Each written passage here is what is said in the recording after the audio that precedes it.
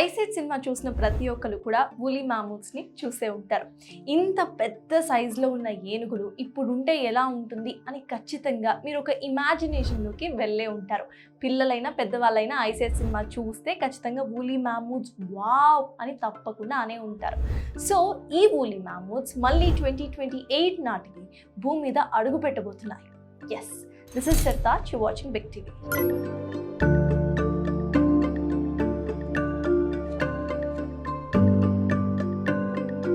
Woolley mammoths, అసలు woolly మ్యామూత్స్ అంటే ఏంటి? ఇవి ఎందుకు అంతరించిపోయాయి? మళ్ళీ తిరిగి భూమి మీదకి ఎలా రాబోతున్నాయి? ఇన్ని క్వశ్చన్స్ మైండ్లో ఉన్నాయి కదా. సో ఎస్, ఒక్కొక్క డౌట్ని క్లారిఫై చేసుకుంటూ వద్దాం. ఫస్ట్లీ, వూలీ మ్యామూత్స్ అంటే ఏంటి? అసలు అవి ఎలా ఉంటాయి? పెద్ద సైజ్ ఏనుగుల్ని ఒకసారి ఊహించుకోండి.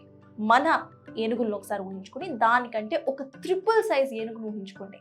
అంత పెద్ద ఆకారంలో చాలా జుట్టుతో ఉండే యానిమల్సే వూలీ ఎలిఫెంట్స్ అని అంటాం. దీని దంతాలు కూడా చాలా పెద్దగా కర్వ్ అయి ఉంటాయి అనమాట. అంటే లోపలికి తిరిగి ఉంటాయి, చాలా పెద్ద ఆకారంలో ఉంటాయి. దీని ఫర్ ఒకసారి మనం గమనిస్తే 2 లేయర్ ఫర్ దీనికి ఉంటుంది. సో అప్పుడే మనకు అర్థమైపోయి ఉండాలి, ఎందుకంటే ఇవి చాలా కూల్ ప్లేసెస్లో, అంటే చాలా చలి ఉన్న ప్రాంతాల్లో ఇవి ఉంటాయి అన్నమాట. ఎలా అంటే -°C కూడా హాయిగా తట్టుకునే సామర్థ్యం ఈ వూలీ ఎలిఫెంట్స్కి ఉంటాయి. అందుకే ఇవి ఆర్కిటిక్ సర్కిల్లో మనకి ఎక్కువగా కనిపిస్తూ ఉంటాయి. సో ఇటువంటి స్నోఫాల్ ఉన్న ఏరియాస్లో మాత్రమే వూలీ ఎలిఫెంట్స్ ఉంటాయి. మరి వూలీ ఎలిఫెంట్స్ ఎలా అంతరించిపోయాయి అనే కదా డౌట్. వూలీ ఎలిఫెంట్స్ అంతరించిపోవడానికి క్లైమాటిక్ చేంజెస్తో పాటు మనుషులు కూడా కారణమే. అయితే చాలామందికి వూలీ ఎలిఫెంట్స్ అండ్ మనుషులు కలిసి జీవించలేదు అని అనుకుంటూ ఉంటారు. అంటే మనుషులు పుట్టిన టైంకే వూలీ ఎలిఫెంట్స్ చనిపోయాయి, లేకపోతే ఎక్స్టింక్ట్ అయిపోయాయి అని చాలామంది అనుకుంటూ ఉంటారు. అయితే ఇది అపోహ మాత్రమే, ఎందుకంటే హ్యూమన్స్ అండ్ వూలీ ఎలిఫెంట్స్ ఇద్దరూ కూడా ఎకోసిస్టమ్ని షేర్ చేసుకొని బతికిన రోజులు ఉన్నాయి. వాటిని చంపేసి, అంటే హంటింగ్ కోసం కావచ్చు, వేటాడడం కోసం కావచ్చు, పోచింగ్ కోసం, లైక్ వాటిని కావాలని వాటి టస్క్స్ దొంగలించడం కోసము, లేకపోతే వాటి స్కిన్ ఏదైతే ఉంటుందో దానితో స్వెటర్స్ అలా చేసుకోవడం కోసము వాటన్నిటిని కూడా చంపేయడం కూడా చేస్తారు. అండ్ వూలీ ఎలిఫెంట్స్ అప్పట్లో హై సోర్స్ ఆఫ్ ప్రోటీన్. ఇప్పుడు మనం చికెన్ ఎట్లా తింటున్నామో అప్పట్లో మనుషులు ఇటువంటి పెద్ద ఆకారపు ఏనుగుల్ని చంపి తినేవాళ్ళు కూడా. ఎట్ ద సేమ్ టైం వీటిని చంపేసి వీటి దంతాలు, వీటి బోన్స్ ఏవైతే ఉన్నాయో వాటితో ఇల్లులు కూడా నిర్మించుకునేవాళ్ళు. ఎందుకంటే మీరు ఒకసారి ఊహించుకోండి, మన దగ్గర ఉన్న ఎలిఫెంట్ ఎంత పెద్దగా ఉంటుంది మనకంటే, దానికంటే ట్రిపుల్ సైజ్ ఎలిఫెంట్. సో దాని బోన్స్ ఎంత పెద్దగా ఉంటాయి. ఆ బోన్స్తో ఇల్లులు కూడా నిర్మించుకునేవాళ్ళు. ఆ స్కిన్ని తీసుకొని ఆ ఇంటి మీద వేసుకునేవాళ్ళు చలి నుండి తప్పించుకోవడానికి, లేకపోతే వాళ్ళు కప్పుకునేవాళ్ళు చలి నుండి తప్పించుకోవడానికి. సో అట్లా వేటాడడం వల్ల అండ్ క్లైమాటిక్ చేంజెస్ వల్ల కూడా డ్రాస్టిక్గా ఇటు క్లైమేట్ తగ్గుతూ వచ్చింది, అంటే చలి తగ్గుతూ వచ్చింది. సో చలి తగ్గుతూ వచ్చినప్పుడు అవి అంతరించిపోవడం స్టార్ట్ అయ్యాయి అన్నమాట. సో అలా వూలీ ఎలిఫెంట్స్ అంతరించిపోవడానికి క్లైమేట్తో పాటు మనుషులు కూడా ఒక కారణం. సో ఇప్పటి వరకు మనం వూలీ ఎలిఫెంట్స్ అసలు ఎలా ఉంటాయి, ఎలా అంతరించిపోతాయి అనేవి తెలుసుకున్నాం. అయితే ఈ అంతరించిపోయిన స్పీషీస్ని మళ్ళీ మనిషి ఎందుకు పుట్టించాలి అనుకుంటున్నాడు? మళ్ళీ ఈ అంతరించిపోయిన వూలీ ఎలిఫెంట్స్ అసలు భూమి మీదకి ఎందుకు రావాలి? సరే, రావాలని అనుకుందాం. అది ఎలా సాధ్యం? ఇవే కదా మీ డౌట్స్. సో ఈ డౌట్స్ని కూడా క్లారిఫై చేసుకుందాం. ఫస్ట్లీ, వూలీ ఎలిఫెంట్స్ ఒకప్పుడు ఏం చేసేవి అనేది ఒకసారి గుర్తు తెచ్చుకుందాం. వూలీ ఎలిఫెంట్స్ ఇందాక చెప్పినట్టు చాలా పెద్ద ఆకారంలో ఉంటాయి. సో జనరలీ ఎక్కువ సైజ్, ఎక్కువ వెయిట్ ఉన్న ఆకారం ఏదైనా ఐస్ మీద పడినప్పుడు ఏమవుతుంది? అది కంప్రెస్ అయిపోతుంది, లేదా అది క్రష్ అయిపోతుంది. ఐస్ గోళ గుర్తు తెచ్చుకోండి. ఐస్ గోళ మనం ఎట్లా చేస్తాం? ఒక ఆకారంలో పెడతాం, ఆ షేప్ మౌల్డ్లో పెట్టిన తర్వాత గట్టిగా ప్రెస్ చేస్తాం, దానివల్ల దానికి ఒక షేప్ వస్తుంది. సేమ్ అలానే వూలీ మ్యామూత్స్ కూడా అక్కడ తిరిగినప్పుడు, ఐస్లో తిరిగినప్పుడు అది కంప్రెస్ అయిపోతుంది. సో అలా కంప్రెస్ అయినప్పుడు ఐస్ మెల్ట్ అవ్వటం చాలా చిన్నగా మెల్ట్ అవుతుందన్నమాట. ఐస్ ప్రెజెంట్ మనం ఒకసారి చూసుకుంటే ఆర్కిటిక్ సర్కిల్ ఇస్ ఎండేంజర్డ్. త్వరలోనే ఆర్కిటిక్ సర్కిల్ పూర్తిగా మెల్ట్ అయిపోయే ఛాన్సెస్ ఉన్నాయని సైంటిస్ట్ ఎప్పుడో చెప్పారు. దీనివల్ల మనకేంటి ప్రాబ్లం అని అనుకుంటున్నారా? దీనివల్ల ప్రాబ్లం ఏంటంటే అక్కడ ఫ్రెష్ వాటర్ ఉన్నా సరే అదంతా కూడా వెళ్ళి సముద్రంలోనే కలుస్తుంది. సముద్రంలో కలిసినప్పుడు సీ లెవెల్ పెరుగుతూ వస్తుంది. మన దగ్గర భూమి, అంటే మన నివసించడానికి ఉన్న భూమి చాలా తక్కువ. ఇటు భూమి మొత్తం కూడా, ఎర్త్ మొత్తం వాటర్తోనే నిండిపోయింది. ఒకవేళ కనుక సీ లెవెల్ అలా పెరుగుతూ వస్తే డౌన్ లెవెల్ ల్యాండ్స్ ఏవైతే ఉన్నాయో ఒక్కొక్క కాంటినెంట్ మునిగిపోతూ వస్తుంది.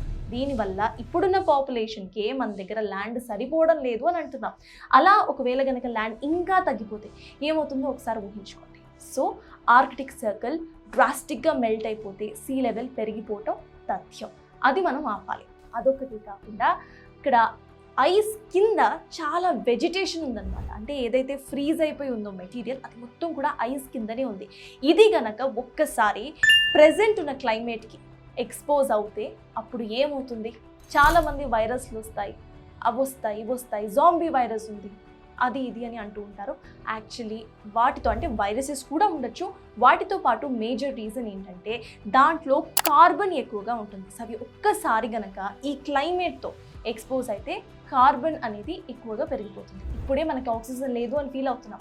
సో కార్బన్ కనుక ప్రెజెంట్ నేచర్లో కలిసిపోతే కార్బన్ డయాక్సైడ్ ఫామ్ అవుతుంది, బ్రీతింగ్ ప్రాబ్లమ్స్ వస్తాయి, హెల్త్ ఇష్యూస్ వస్తాయి, హ్యూమన్స్ ఎండేంజర్ అవ్వడానికి దగ్గరలోనే ఉంటాం. సో వూలీ మ్యామోత్స్ ఐస్ని కంప్రెస్ చేసి అక్కడున్న ఆర్కిటిక్ సర్కిల్ ఐస్ని అలానే ఉంచడంలో హెల్ప్ చేస్తాయి.